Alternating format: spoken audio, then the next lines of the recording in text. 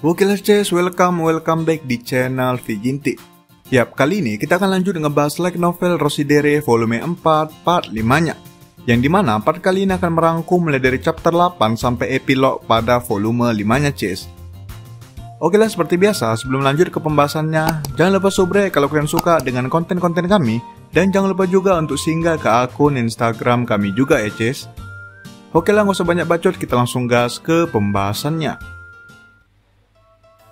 Sekarang kita masuk ke chapter 8-nya Ces. Di sini Masachika hendak ingin masuk ke kamarnya setelah selesai berjalan-jalan sebentar mendinginkan kepala dari peristiwa dengan Alia waktu itu. Nah, sesaat Masachika ingin masuk ke ruangannya, ia tiba-tiba dijegat oleh Maria dan dengan pelan Maria langsung menarik Masachika ke kamarnya sendiri. Masachika pun spontan kaget dengan situasi tersebut, mengingat tidak sopan untuk memasuki kamar seorang gadis. Ditambah lagi, ada Chisaki yang menjadi teman tidurnya Maria. Masachika sendiri tidak ingin Chisaki memukulinya sampai remuk karena berbuat tidak senonoh. Namun Maria dengan santai berkata sambil sedikit berbisik dan menyuruh Masachika untuk tidur bersama. Maria berkata kalau Chisaki sudah tidur di kamarnya Masachika agar bisa berduaan dengan sang ketua OSIS. Maria sendiri tidak ingin mengganggu waktu romantis mereka, sehingga ia menyuruh Masachika untuk tidur bersama dirinya sebagai gantinya. Masachika pun seketika terkejut dan menggelengkan kepalanya seakan menolak, karena bagaimanapun ia tidak sanggup untuk tidur berdua dengan tubuh montok milik Maria. Dan terlebih lagi, Maria sendiri mengaku sudah punya pacar, sehingga Masachika tidak ingin punya masalah dengan pacarnya Maria nantinya. Mendengar itu, tiba-tiba Maria tersenyum menyeringai sambil menunjukkan boneka beruang berukuran cukup besar kepada Masachika.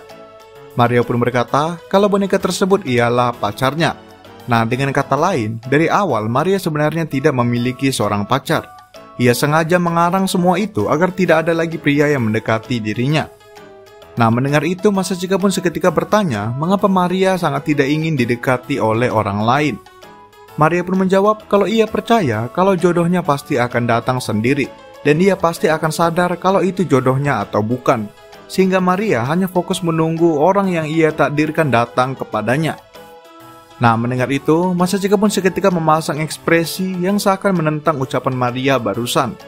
Masachika tanpa sadar berkata kalau ia tidak percaya dengan yang namanya takdir ataupun cinta. Hal itu bisa terjadi karena traumanya akan cinta yang ia berikan kepada keluarga Suo dulu yang dimana berakhir dengan kekecewaan.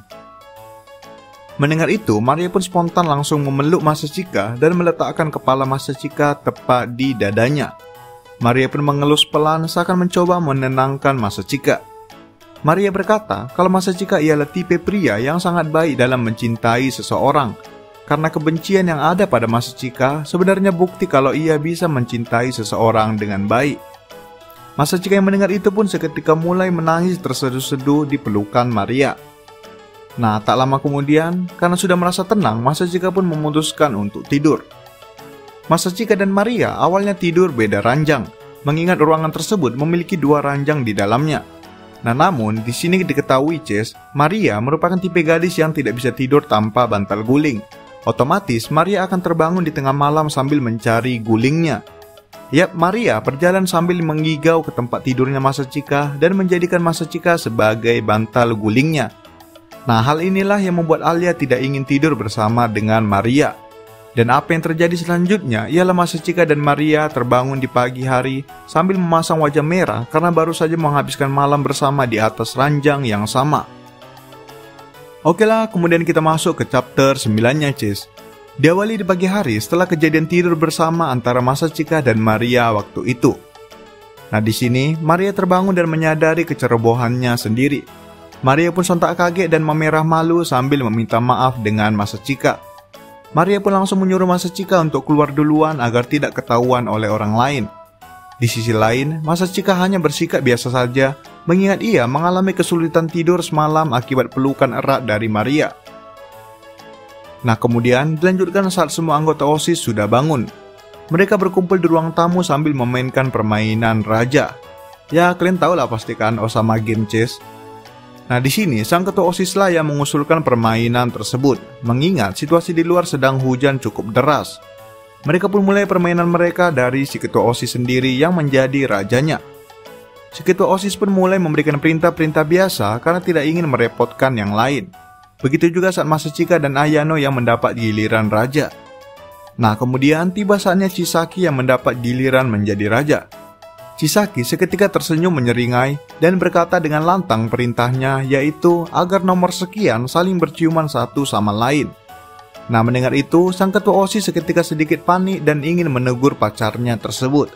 Namun Chisaki berkata kalau berciuman di sini tidak perlu harus berciuman di wajah, sehingga mencium tangan atau anggota tubuh lainnya juga diperbolehkan. Dan tebak Chis, yang mendapat perintah tersebut ialah Masachika dan adiknya Yuki. Yap, Masachika di sini masih terdiam mendengar perintah liar tersebut. Di satu sisi, Yuki sudah tersenyum bangga sambil menjulurkan lidahnya ke arah Masachika seakan hendak berciuman. Nah, namun Alia yang melihat itu spontan ingin langsung menghalangi mereka berdua. Namun Yuki langsung dengan cepat mencium tangan Masachika seakan membuat Alia malu karena sudah mengira yang aneh-aneh. Alia pun seketika terdiam malu karena sudah berpikiran yang lain-lain. Di satu sisi, Masachika hanya terdiam melihat provokasi dari adiknya tersebut. Nah, kemudian setelah itu mereka mengundi lagi dan mendapati kalau Yuki yang menjadi rajanya. Yuki pun seketika menyeringai seakan sudah menyiapkan sesuatu. Yuki langsung dengan cepat memberikan perintah yang sama dengan Chisaki tadi. Namun kali ini, Yuki sudah menghafal nomor stick milik Masachika dan Alia, sehingga dengan sengaja menargetkan mereka berdua. Nah, mendengar kalau nomor mereka disebut, Masachika dan Alia pun seketika memandang satu sama lain sambil malu. Namun Alia di sini seketika langsung menutup matanya dan bersiap menerima ciuman dari Masachika. Di sisi lain, Masachika sadar kalau ini provokasi dari adiknya, dan ia tidak ingin jatuh ke dalam rencana adiknya tersebut. Masachika pun mengakali perintah tersebut dan mengatakan kalau hujan di luar sudah reda, sehingga perintah Yuki sudah tidak berlaku lagi. Mengingat mereka bermain game tersebut hanya sebatas menunggu hujan reda saja. Mendengar itu, si ketua OSIS pun menyetujui dan gamenya dibubarkan. Masachika pun seketika lega dan berjalan menuju ke dapur diikuti dengan Alia. Sesampainya di sana, Alia seakan menunjukkan ekspresi tidak puasnya karena Masachika tidak berani melakukan perintah tersebut. Namun Masachika menjelaskan kalau itu semua hanya provokasi dari Yuki sehingga tidak perlu dihiraukan. Oke, kemudian kita masuk ke chapter 10-nya, Ces. Nah, di sini dilanjutkan di malam hari setelah kejadian Osama Game tadi. Nah, di sini mereka semua memutuskan untuk pergi ke festival kembang api di sebuah kuil dekat villa mereka. Para gadis sudah berdandan rapi mengenakan kimono mereka, begitu juga dengan Masachika dan si ketua OSIS. Sekilas, pandangan Masachika tertuju kepada Alia yang sudah seperti turis asing yang liburan ke Jepang. Namun Alia yang menyadari tatapan Masachika hanya membuang wajah sambil tersipu malu sedikit. Oke, kemudian saat sampai di festival, Masachika dan kawan-kawan dikejutkan dengan keramaian festival yang mereka tidak sangka akan seramai itu. Nah, namun tepat di saat mereka baru saja sampai, tiba-tiba sekelompok pria yang terlihat seperti preman kampung mendatangi kelompok Masachika. Sekelompok pria tersebut langsung dengan cepat menggoda Kujo bersaudari dan mengajak mereka untuk pergi meninggalkan Masachika dan yang lain. Nah, di sini si ketua OSIS dan Masachika mencoba menghalangi mereka dengan nada bersabar karena tidak ingin membuat keributan. Nah, namun karena Maria dan Alia sudah sangat risih dengan sekelompok pria tersebut, Maria dan Alia pun secara tidak sengaja memaki para pria tersebut dengan bahasa Rusia mereka. Nah, namun sekelompok pria tadi yang tidak mengerti ucapan Rusia dari Alia dan Maria malah menertawakan mereka dan menghina ucapan Maria dan Alia barusan. Nah, disinilah Ces, Masachika yang tadinya sabar plus kalem seketika berubah dan memasuki mode bankainya. Masachika pun seketika memasang ekspresi mengintimidasi karena tidak terima kalau Alia dan Maria ditertawakan konyol seperti itu. Tanpa aba-aba, Masachika pun langsung menarik kerah baju salah satu pria tersebut dan hendak memukulnya. Nah, namun tiba-tiba Chisaki langsung muncul dari belakang para pria tersebut dan melumpuhkan mereka. Chisaki seakan menggantikan Masachika karena tidak ingin juniornya mendapat masalah. Begitu juga sang ketua OSIS yang langsung menangani pria yang satunya lagi. Seketika sekelompok pria tersebut lumpuh oleh Chisaki dan sang ketua OSIS. Nah, setelah itu Chisaki langsung menyuruh Masachika untuk membawa Maria dan Alia pergi ke tempat aman, mengingat mereka baru saja syok dengan kejadian barusan. Masachika pun menarik lengan Alia dan Maria dan membawa mereka pergi duluan. Nah, di sini Masachika seketika mulai merasa bersalah karena ia hampir saja bertindak gegabah dan menimbulkan keributan yang tidak perlu. Namun, Alia dan Maria yang melihat itu langsung mencoba menyemangati Masachika karena ia sangatlah keren dan berani menghalau preman tersebut. Namun pujian tersebut tidak membuat rasa bersalah Masachika kunjung hilang. Nah, di sini Chase, Alia memutuskan untuk berinisiatif menghibur Masachika sendiri. Alia tiba-tiba izin pergi sebentar dan membeli sebungkus takoyaki dan mengajak Masachika untuk taruhan. Alia berkata kalau di salah satu takoyaki tersebut ada yang terisi wasabi, sehingga siapa yang memakan takoyaki berisi wasabi tersebut ialah yang kalah. Mendengar itu, Masachika pun dengan heran bertanya apa hukumannya. Alia pun berkata dengan nada menggoda kalau ia menang maka Masachika harus menarik Alia ke tempat sepi dan mencium Alia dengan bergairah. Namun, jika Masachika yang menang, maka Alia akan memberikan bantal pangkuan paha kepada Masachika sambil menciumi keningnya Masachika nantinya. Nah, mendengar itu, Masachika sedikit heran diiringi rasa bersemangat melihat Alia yang mulai agresif malam itu. Mereka pun mulai bermain dan singkat cerita Masachika lah yang kalah. Masachika pun dengan cepat langsung menarik lengan Alia dan mereka pergi ke sebuah bukit tak jauh dari tempat festival tersebut. Nah, di sini Masachika dan Alia bisa menikmati kembang api dari jarak yang sedikit jauh. Nah, kemudian selagi perhatian Masachika tertuju fokus kepada kembang api tersebut, Alia tiba-tiba mendekat dan mencium pipi Masachika dengan pelan dan cukup lama. Menyadari itu, Masachika terdiam sambil tersipu, sambil juga merasakan sentuhan hangat yang menempel di pipinya. Nah, kemudian setelah itu, Alia pun menyeringai lebar sambil berkata kalau ia tidak terima akan provokasi Yuki tadi. Alia tidak ingin mereka lari hanya karena perintah sepele dari Yuki tadi.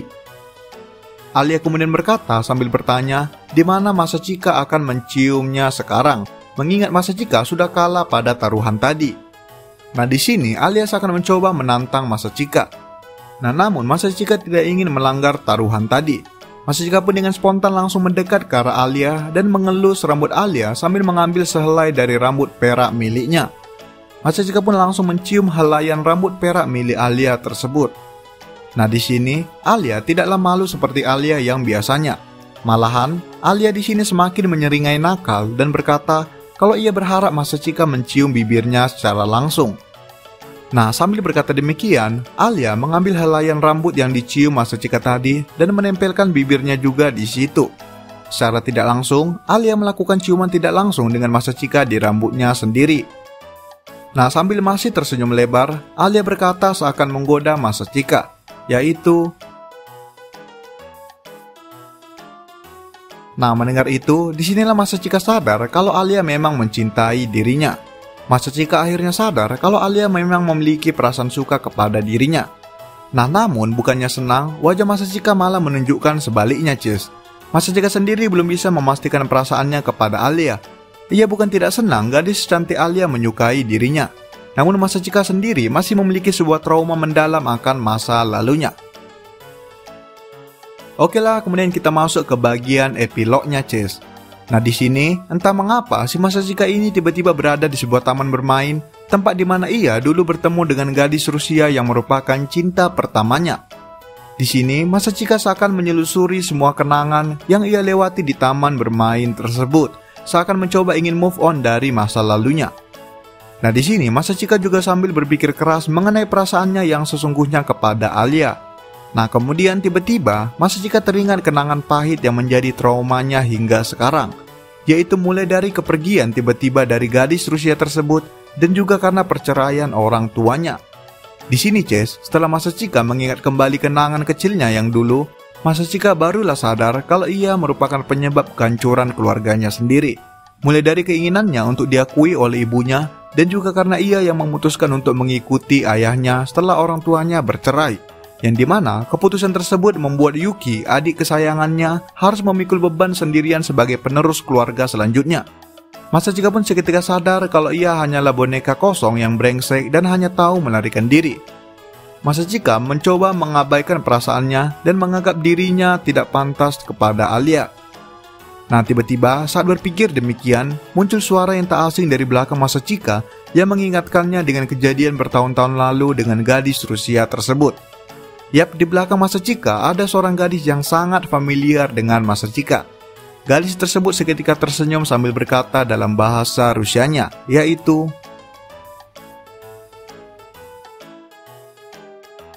Wakil LC, sekian pembahasan part 5-nya sekaligus mengakhiri pembahasan kita akan volume 4-nya, Cis. Nah, ada plot twist tuh di akhirnya, Cis. Ya, berteori lah kalian ya di kolom komentar itu, oke?